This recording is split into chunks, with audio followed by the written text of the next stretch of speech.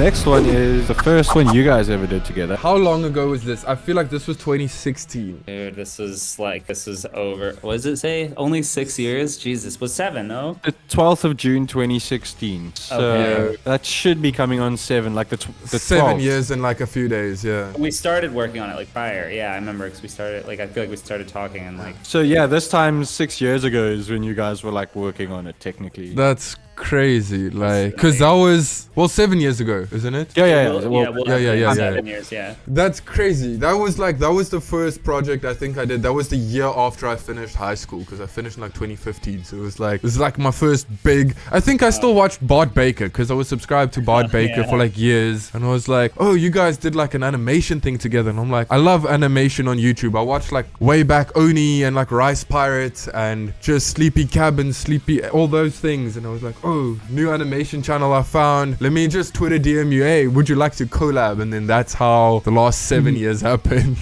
Hey, I never knew this. So it's Bart Baker's to thank for. Yeah, because I can't remember which video you guys did the Justin Bieber one. I can remember it. And then we did a few others. We did these like movie trailer parodies as well on his channel. We did like a Ninja Turtles one, and so we did the Hunger Games and the Hobbit. I think I remember the Ninja Turtle one as well. That was it was so cool because it was a good collaboration. Because back in the day, people, if you're a vlogger or like if you're a real life person, you collab with real life people. I don't know. It was just a very cool. I'm like, this is and then great. Bart would occasionally do a voice on my channel. He did on the Adventures of Captain Price 3 or 4. He was the Adventures of Captain Price 4. He does the voice of Kanye West at the end. Kanye gets blown up. Oh, that was crazy. Because Bart Baker's like his channel used to go so hard. Like he used to get all the views and things, and He would make a music video every week. He worked so hard. It was insane. Sometimes on one music video, they had like 100 people like in it. because it was high production things. Like if you had to, because if I'm not mistaken, he tried to like side by side recreate almost what the things were, but then Like it just shot goes by insanity. shot, like it was. Yeah. It was nuts. And the quality held up. Like I feel like you could see that LA money and like the LA crews and stuff. And now I think Maker he's still was doing the Chinese TikToks. If I'm not I think mistaken. I thought he finally came back. I think. I might have seen that. I think I saw like he uploaded another parody, but like a bit more dialed back, like 2022, 2023 YouTube appropriate parody. Yeah, and then I think he did another song recently where he's like pushing crypto, and I think he like on his Twitter all the time he's just like pushing like random like crypto coins. That's sad. The dark side of YouTube. Yeah. I'm joking. But anyway, that was the backstory on how this came to be. Another fun fact: I used to be terribly addicted to Counter-Strike. It's like it was, yeah. Counter-Strike 2 is coming out soon. Oh yeah. I love Counter-Strike. See you guys later. Like Counter-Strike, we should definitely play when that comes out. If that's good for your addiction, you know, because like I love getting lost in some Counter-Strike. I'm terrible at it, but I love it. Just close combat everyone. That's my thing. I get angry and then I'll just run and close combat shotgun everyone or stab them. It's great. Yeah, you gotta do what they like least expect, like drag them out and then keep doing the same mistake, and then sometimes when they least expect it, then you're just fighting with a knife. It's very satisfying. 10,000 IQ. Okay, cool. Here we go. Parody. This is a parody of Jessie J. Okay. I was about to ask. Yeah. Music's come a long way too. The auto-tune is like really heavy. Like No, it's cool to see like how everything improves, you know. It's awesome. this is like super adventure time. I love it. Yeah, no, I feel like back then I had no idea what a style was. Because I mean, I didn't go to art school or college. I was like, I'm just figuring this out. So I didn't know, like, as an artist, you can develop your own style that you can kind of use. And then I was just like, let me just throw a bunch of things together from everything I like. And that's an anime. Yeah. But it's how the learning curve begins. It's how you essentially grow as an artist. You take things you like and you adapt it and you form it into your own stuff. Like, I mean, to the point where now we draw our own things. Yeah, I mean, passion is way more important than education, in my opinion. Yeah. At least when it comes to art. That's a good way to put it. Yeah, it's very No, cool. for sure. And I feel like with all the just learning we've done over the years, now sometimes I'll just zone out looking at a table being like, I can see how I'm going to draw this table. Or someone's like, how would you draw them? And then you can instantly like caricature their face. Like, Yeah. I also often catch myself looking like, you know, like if you're like sitting in a car or something and you watch how like things in the foreground move a lot faster than like things in the background even beyond that. I'm like, oh, whoa. Yeah, depth perception. Yeah. Yeah, it's crazy how the things we do like impact us on that like day-to-day life where no one else would notice that, but we'll sit there and being like, that really sells the simulation more. Yeah. I love how you use like just the actual guns too. It's sick. Yeah, in like the software I use, it has like a weird tracing function. So I think I just used that back then. I can't even remember. I think back then I was just like, this needs to be good because this is a great opportunity. Let's just figure out what we need to do and do that to the best we can. It came out good. It looked so good. I was so pumped on this. Realistic explosion. Yeah.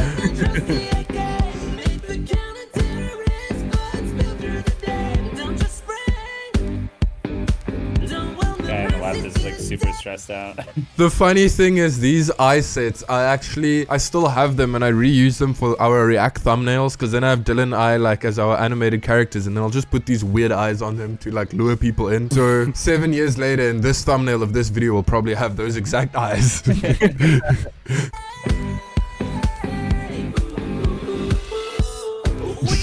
Oh yeah.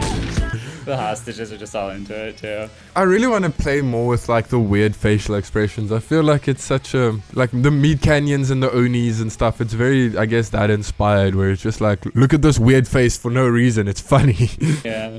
I mean, some of Meat Canyons, man, it looks like he puts so much attention to detail to make those faces. I mean, as like hideous as they are, you don't stop to like think about, man, there's just so much crazy. line work. But I think Dylan and I, when we reacted to one of his video, we saw that he has like a whole team as well that works on his stuff. But then I think we reacted to Odd Ones Out as well. And then when you see that team that works on a single Odd Ones Out video, I swear that's bigger than like some animation studios. Yeah, I'm like, that's crazy. Sometimes I don't know how they maintain that kind of stuff because he also only uploads like once a month as well. Yeah. I mean, I know that he obviously got money from the Netflix deal. But I guess that also comes with his videos are very much those like 20-minute videos where I feel like the mid-rolls, and especially being family friendly, if you say no bad words and you got that nice long video, maybe Yeah. I mean, there may also always be external funding as well. I mean, That's true. We're regular working folk. I mean, I don't know about Odd Ones Out, but there are, there are sometimes A lot of YouTubers. Yeah. That as well as Patreon. Like a lot of YouTubers have. Yeah.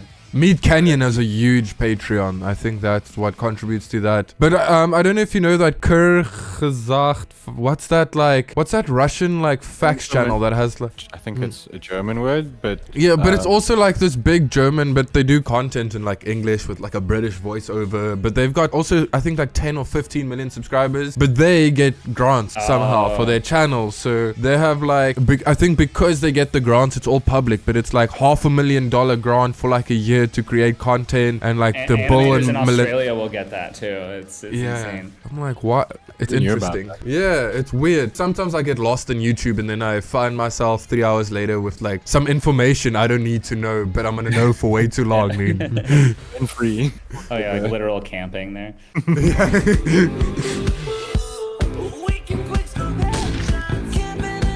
It's just like an Indian TV. Like.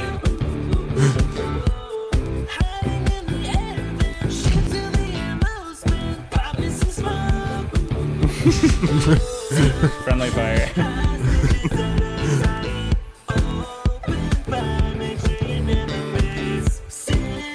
Man, also these backgrounds, it's like the nostalgia from this video because it's so old, but then like the nostalgia, like I feel like I know this background in Counter-Strike like more than like my childhood home. I mean, I think I spent more time in high school in was that CS office.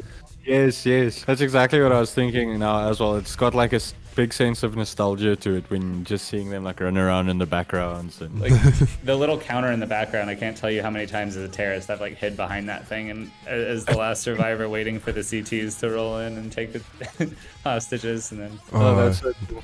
But that's also what's fun when we do videos that we're like actually quite passionate on the topic about as well. It makes it a lot less of a chore. Not that it's ever really a chore, but like it's always cool. Yeah, but like I mean, just to add on to that, the Fortnite stuff we were doing for a while. After a while, it doesn't feel like a chore, but it's like you can only make so many Fortnite videos before you're like, this isn't interesting to me. It's like I feel like if both of our channels just became one of those content farms where you stop caring what you put out and just put things out, it might even do better. But it's like you have that little bit of like, as an artist, you want to be proud of the things you put out. You don't want to just put out 10 Five Nights at Freddy's fight videos in like 1 week where it's like, oh, or like Freddy goes to the grocery store, here's a 20-minute video. Like, I don't know. Yeah. So I know, some of those channels, they like some of these like Poppy Playtime like animations, like sad Poppy's origin story, and it's like just Yeah, even the fact of that whole thing, I was telling Devil the other day when I found out that the channel that made most of Poppy's Playtime like videos and parodies made the game actually. So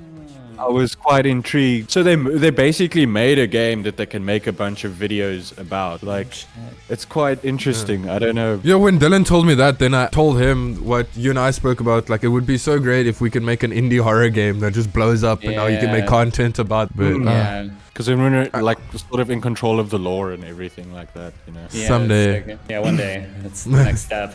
The logical next step. No, for sure.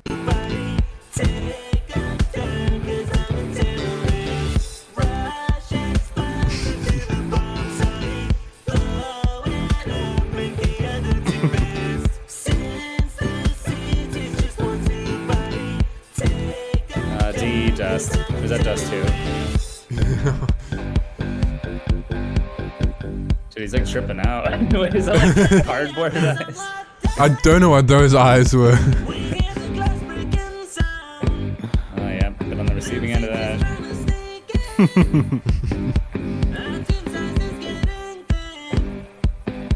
think auto shotgun. Oh no, yeah.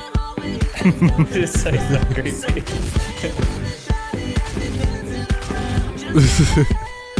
Dude, that is a true story. The amount of times I've seen a guy with an auto shotgun just like wipe out. That's Devil. That's Devil's game plan. I usually start the game, I'm like, cool, I'm gonna play it how it was intended. I'm gonna try and sniper people, and then it never works, and then I'll just start running laps with a shotgun where I'm like, I'm about to run into someone and I'm more prepared because I know I'm just running in a circle. So I'll just sit there and, oh no, it's great. I'm usually that person. Yeah, just run and spray. Yeah.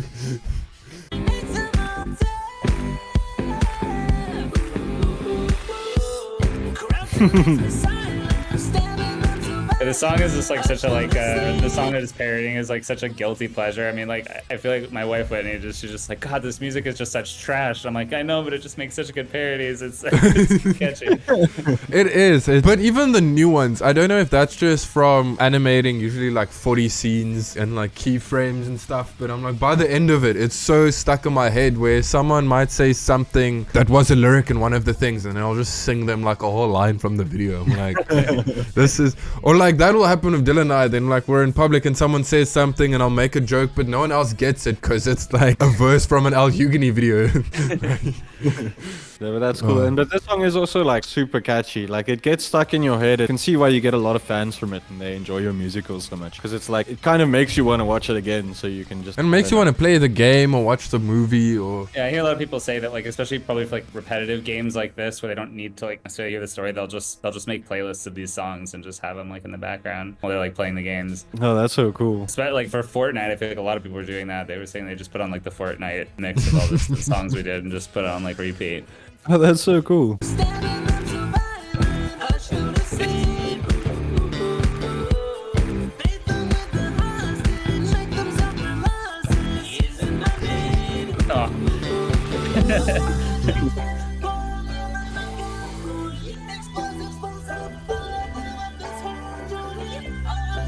It's like, how many times have you just seen some like wacky person in Counter-Strike just like a terrorist just shooting the hostages just over and over, and they like can't die, they just like lose points and money, but they just...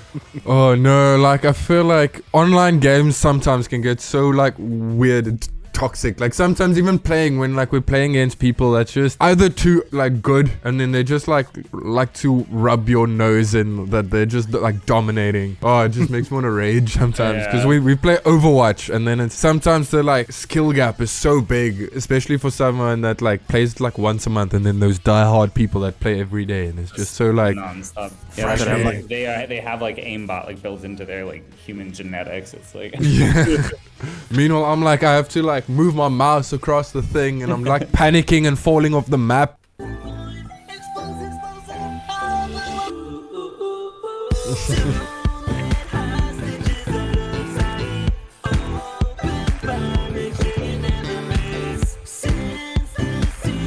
CS Italy. Yeah. That little window that you gotta jump through if you climb on the wood just right and jump through that window. I think he's like sitting in that windowsill now or something.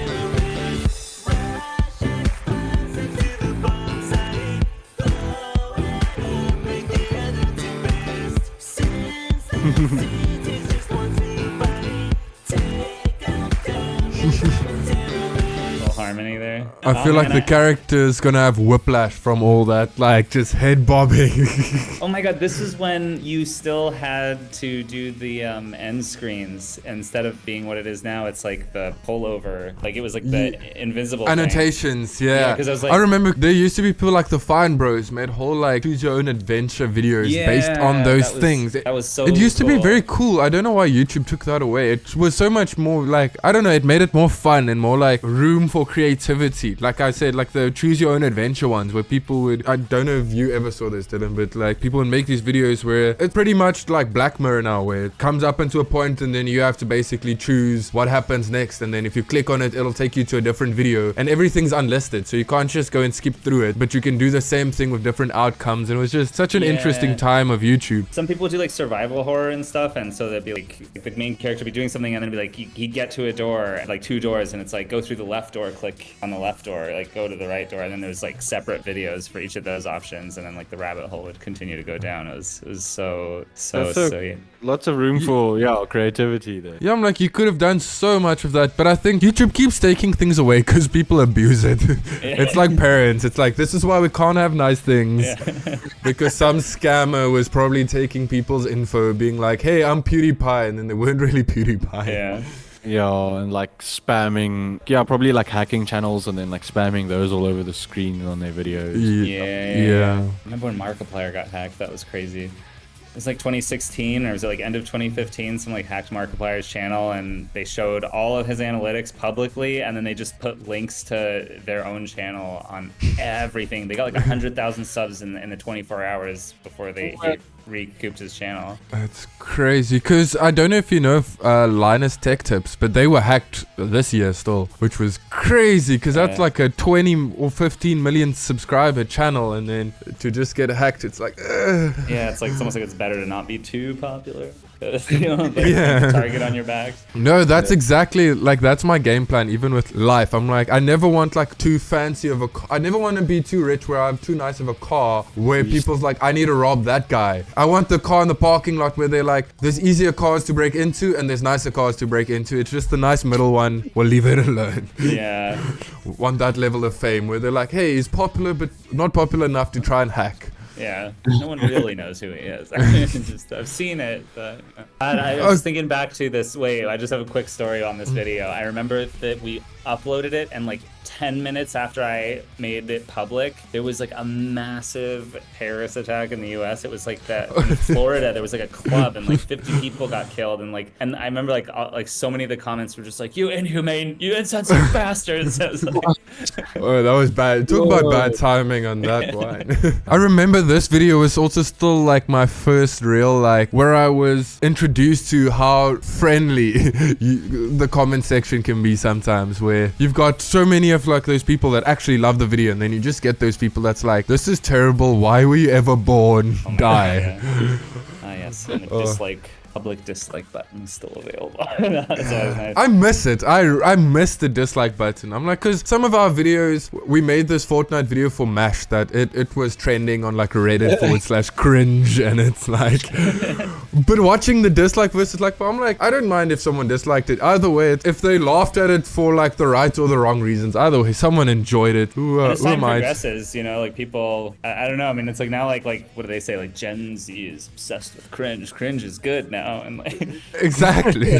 But I see what you also mean by the outros, because I see this video where it's done now at 3 minutes, but it's like a 4-minute video. So yeah. And then what I used to do also is tell people that I would pick like a comment and put them as like maybe it shows up if you keep going. I'm not sure if I did that yet, but like I would put the names of like a few users, like shout outs. So yeah, that's what it was. It was shout outs. Yeah. And that would like get people to interact. As soon as I started doing that, like the comment interaction went up so much. that was probably also during the time when getting comments was also important to the algorithm. So we're like, more comments, more views. Yeah. Yeah, that's crazy. That was such a good watch. It's just nostalgic. I'm like, YouTube has changed. In the few years that we've worked together, even like YouTube has changed Oh my so god, much. so much is insane. No, for sure. And I mean, it's a long time, but it's not even 10 years yet, and you can see how much has changed. So it's quite interesting being involved in something that has such like rapid growth. I mean, look at 20 years, what YouTube started less than 20 years ago, almost 20 years now. Yeah, it used to have big. It used to be like TikTok. It had a huge logo in the corner on every video. Oh, really? When it first started, like when it's like 2004, I think. I remember seeing people upload in high school YouTube, and then it had like a big, water. massive watermark. It was like the bottom like right corner, but it was huge. That's crazy. Oh, it's so how things have changed. Yeah. Okay, awesome. So what did you guys think of those videos? Was that a good trip down memory lane for you guys as well? And thanks so much to Logan for joining us. Yeah, It was thank a you so pleasure. much. And you know, don't forget to hit that like button, subscribe, because it really helps out, and you get to see all sorts of new crazy content like this in the future, because we are going to be doing more, baby. Exactly. Nice. And let us know if we should react to more LHugueny videos with Logan. Yeah, that would be a I think lot you of should, but fun. I won't know unless you comment. And as always, Stay awesome. and stay tuned. We'll see you guys in the next one. Cool.